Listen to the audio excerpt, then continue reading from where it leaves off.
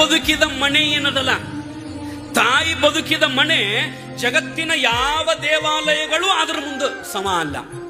ಯಾವ ದೇವಾಲಯವೂ ಸಮ ಅಲ್ಲ.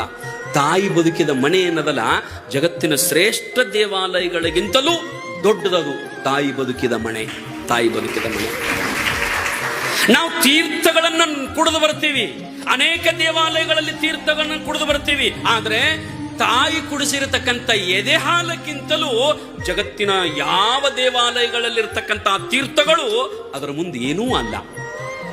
ಜಗತ್ತಿನ ಎಲ್ಲ ತೀರ್ಥ ಕ್ಷೇತ್ರಗಳಲ್ಲಿ ಬರತಕ್ಕಂಥ ತೀರ್ಥದಕ್ಕಿಂತಲೂ ತಾಯಿಯ ಎದೆ ಹಾಲು ಏನದಲ್ಲ, ಅದು ಬಹಳ ದೊಡ್ಡ ತೀರ್ಥ, ಅಮೃತ. ಅದರ ಮುಂದೆ ಏನೂ ಅಲ್ಲ. ಅದರ ಮುಂದೆ ಏನೂ ಅಲ್ಲ.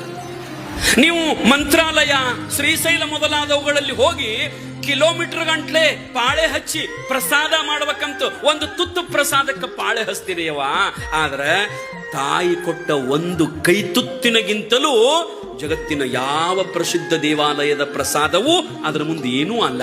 ಆ ತಾಯಿ ಕೊಡ್ತಕ್ಕಂಥ ಒಂದು ಕೈ ತುತ್ತೇನದಲ್ಲ, ಅದು ಎಲ್ಲ ಪ್ರಸಾದಗಳಿಗಿಂತಲೂ ಶ್ರೇಷ್ಠವಾದ ಪ್ರಸಾದ.